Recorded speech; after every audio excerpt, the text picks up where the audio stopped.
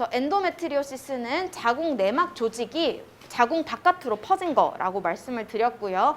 대부분은 난소가 제일 흔하고 난소에서 시스트를 형성을 하게 되면은 엔도메트리오마라고 부른다고 했었고, 엔도메트리오마는 뭐 터트리면 초콜릿색이 보여가지고 뭐 초콜릿 시스트라고 부르기도 한다라고 말씀을 드렸고요. 이 엔도메트리오시스는 전체 복강 내의 전체 복강이든 뇌든 폐든 이렇게 코 조직이든 전신 어디에든지 퍼질 수가 있고, 걔네들이 매달 월경을 하고 피가 고이고 월경을 하고 피가 고이고 이런 게 계속 반복이 되다 보니까 조직이 손상이 일어나고 염증이 발생하고 유착이 발생한다라고 말씀을 드렸습니다.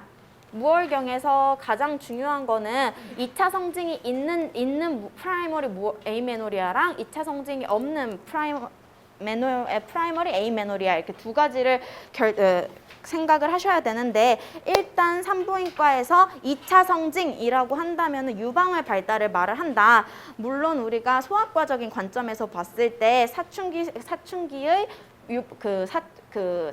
사춘기 연령에서의 2차 성징은 유방과 음모를 둘 다 보기는 하지만, 유방은 에스트로겐 디펜던트하게 발달을 하고 음모는 안드로겐 디펜던트하게 발달을 하기 때문에 산부인과에서 보는 의미 있는 2차 성징은 유방 발달이다 라고 말씀을 드린 바가 있었습니다. 그래서 무월경의 진단 과정은 일단 HCG를 체크를 해서 임신이 아닌 거를 확인을 하고, 하이포타이로이디즘이랑 하이퍼프로락티네미아를 감별을 해야 되고, 그것도 아니라면 프로제스테론 챌린지 테스트를 해서 프로제스테론 위드드로월 블리딩이 있는지 확인을 해야 된다고 했었죠. 그래서 프로제스테론 위드드로월 블리딩이 있다는 거는 프로제스테론이 안 나오고 있다는 말이고, 그 말은 황체가 없다는 뜻이고, 황체가 없는 이유는 배란이 안 돼서라고 있는 거니까 만성 무배란 상태라고 생각을 할 수가 있었고, 이 세 가지는 반드시 기억하시라고, 특히 PCOS는 매번 시험에 나온다고 말씀을 드린 바 있었습니다. 그래서 비정상 펩 테스트 시에 그럼 다음 워크업을 어떻게 해야 되느냐를 R타입으로 내는 게 정말 너무너무 좋아서 매년 2022년만 빼고 매년 나오고 있는데요. 일단 아스쿠스가 나온 경우에는 아스쿠스는 그냥 아무것도 아니라고 보통은 생각을 하기 때문에 6개월 간격으로 자궁세포진 검사를 하고요. 보통은 미국 교과서에서는 그렇게 나오지 않았지만 보통은 HPV 검사를 해서 HPV에서 고위험 HPV가 16번이나 18번이 나오는 경우에는 로우실과 동일하게 생각을 하기도 합니다. 근데 일단 아스쿠스가 나오면 옵저베이션 해도 된다라고 생각을 하시면 되세요.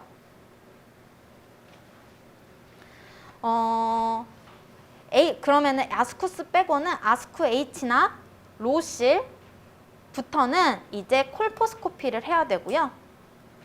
로우실이나 아스쿠 H 같은 경우는 콜포스코피를 해서 별다른 이상 소견이 보이는 것 같지는 않으면 생검을 하지 않아도 되고요. 하이실은 콜포스코피를 하면서 반드시 생검을 진행을 해야 됩니다. 콜포스코피 상에서 이상 소견이 보이지 않아도 아까 전에 말씀드렸던 12시, 3시, 6시, 9시 방향에서는 반드시 바이옵시를 해서 히스톨로지까지 확인을 하도록 되어 있고요. 그리고 하이실부터는 ECC, 엔도서비컬 큐레티지라고 해가지고 서빅스의 안쪽의 조직 소견까지도 확인을 하도록 되어 있습니다. 아구스 같은 경우에는 지금 서빅스에서는 스쿼머스 셀이 나와야 되는 게 정상이잖아요. 스쿼머스 셀이 나와야 되는 게 정상인데 글랜듈러 셀이 에이티피컬하게 나왔다라는 거는 이게 혹시 자궁의 안쪽, 그러니까 서빅스, 엔도서빅스에서 뭔가 문제가 있을 가능성이 있겠죠. 그리고 이런 경우에는 예후가 더 안 좋을 수 있기 때문에 이런 경우에는 ECC를 반드시 포함해야 되고요. 왜냐하면 엔도서빅스를 보기 위해서 엔도서빅스를 반드시 보고 콜포스코피랑 바이옵시를 해야겠더라. 그래서 정리해보면 펩스미어일 때 아스쿠스는 6개월 간격으로 팔로우만 한다, 옵저베이션 한다 라는 거고요. 아스쿠 H랑 로우실은 콜포스코피를 한다. 만약에 이상 소견이 있다면 생검을 한다. 하이실은 콜포스코피 그리고 바이옵시를 반드시 해야 돼. 콜포스코픽 다이렉티드 펀치 바이옵시를 반드시 해야 되고, 엔도서비컬 큐레티지도 같이 시행을 한다. 만약에 아구스, 글랜듈러 셀이 나왔다는 거는 엔도서빅스의 컬럼나 셀에서 뭔가 문제가 생겼을 가능성이 있기 때문에 ECC를 반드시 포함해서 콜포스코피를 진행한다. 자궁 내막암이고요. 네, 아까 전에 EM 하이퍼플라지아랑 비슷합니다. 언오포즈드 에스트로겐의 지속적인 노출로 인한 하이퍼플라지아가 오래오래 지속되면 말리그넌트 체인지가 생길 수 있다라는 말이고요. 저항받지 않은 에스트로겐, 언오포즈드 에스트로겐, 프로제스테론과 같이 나오지 않는 에스트로겐의 노출을 증가시키는 요인들은 모두 자궁 내막암의 위험을 높일 수가 있다. 네, 그래서 뭐 에스트로겐의 의존성인 엔도메트리얼 캔서가 대부분이고요. 에스트로겐 비의존성인 엔도메트리얼 캔서가 있다고는 되어 있는데 뭐 아프리카계 미국인에서 주로 생기고 우리나라에선 별로 안 생기는 것 같아요. 그래서 여러분은 그냥 요거 1번 에스트로겐 의존성인 EM 캔서만 생각을 하시면 되겠고요. 비의존성보다는 좋은 분화도를 보이고 양호한 예후를 보인다고 합니다. 그래서 위험인자는 언오포즈드 에스트로겐에 노출된 히스토리가 있는 경우, 즉 미산부, 늦은 폐경, 비만, DM, 에스트로겐만 써서 치료를 한 경우, 타목시펜으로 치료를 한 경우, 이전에 에이티피컬 EM 하이포플라지아가 진단된 경우 뭐 린치 이런 건 모르셔도 되고요. 아니면 과립 난포막, 세포 종양, 다낭 난소 증후군 같은 만성 무배란이 있었던 경우에도 위험 인자가 될 수가 있겠습니다. 그래서 비만이 지금 상대 위험도가 10까지도 있잖아요. 그래서 살을 빼야 된다. 네, 썸 제제.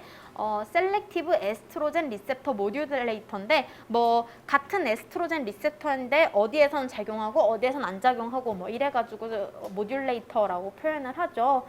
대표적으로 타목시펜과 랄록시펜이 있고, 타목시펜은 브레스트 캔서에서 주로 항에스트로겐 효과를 위해서 사용을 합니다. 하지만 자궁에서는 에스트로겐 효과를 나타내기 때문에 EM 하이포플라지아 및 말리그넌시 체인지가 발생을 할 수가 있는 리스크를 가지고 있고요. 랄록시펜 같은 경우에는 유방과 자궁 모두에서 항에스트로겐 효과를 나타내므로 뭐 EM 캔서에 대한 위험인자가 아닙니다. 랄록시펜은 그냥 거의 골다공증 치료제라고 생각을 하시면 될 것 같아요. 복합 경구 피임약은 오히려 자궁 내막암의 위험을 감소하기 때문에 안심하셔도 되겠다. 그래서 위험 인자를 고려하여 다음의 경우에는 정기적인 검진이 필요한데, 외인성 에스트로겐을 받는 폐경 후 여성, 자궁 내막, 유방, 창자, 난소암의 가족력이 있는 비만한 폐경 후 여성, 52세 이후 폐경된 사람, PCOS 등의 무배란 주기를 가진 폐경 전 여성의 경우에는 정기적으로 소노를 받고 EM이 하이퍼플라지아가 된 경우에는 바이옵시를 즉시 받도록 해라. 바이옵시의 기준은 폐경 전 14mm, 폐경 후 3mm더라. 이거는 반드시 기억을 해두셔야겠습니다. 오바리안 시스트고요. 난소 덩이의 종류와 분류입니다. 일단 뭐 양성 종양이 있고요, 악성 종양이 있습니다. 양성 종양 중에서는 기능성 난소 낭종이 있는데, 뭐 기능성 난소 낭종이라는 건 그러니까 난소가 난소는 뭐 배란을 하고, 그러니까 여포를 상장시키고 그러잖아요. 그러니까 그런 기능을 하는 과정에서 생긴 거, 그러니까 폴리큘러 시스트라던가 데카루테인 시스트라던가 황체가 미친 듯이 커진 콜퍼스 루티움 시스트, 뭐 미친 듯이 커봤자 3, 4cm밖에 안 되긴 하지만 여튼 콜퍼스 루티움 시스트 같은 그런 난소가 자기 일을 하다 보니까 어쩌다가 생긴 난소 낭종을 기능성 난소 낭종이라고 하고요. 보통 기능성 난소 낭종은 월경 주기가 지나가고 나면은 보통 사라지게 됩니다. 그 외 PCOS 같은 경우에는 작은 폴리클들이 많이 있다 보니까 난소의 크기가 다른 PCO가 아닌 사람들보다 훨씬 커지게 되거든요. 그래서 그걸 말을 한 것 같고, 엔도메트리오마나 인플라메이토리 시스트, TOA 같은 것들이 있을 수가 있고, 뭐 저미널 인클루전 시스트 같은 게 있을 수가 있다네요. 그리고 상피성 난소 종양에는 뒤에 그 캔서에서 배우겠지만 상피성 난소 종양이 오바리 캔서 중에서는 가장 흔하고 그 중에서 시러스 칼시노마가 가장 흔하고 그 외에도 뮤시너스, 엔도메트리오이드, 클리어셀, 브레너셀이 있다. 브레너셀 칼시노마가 있다.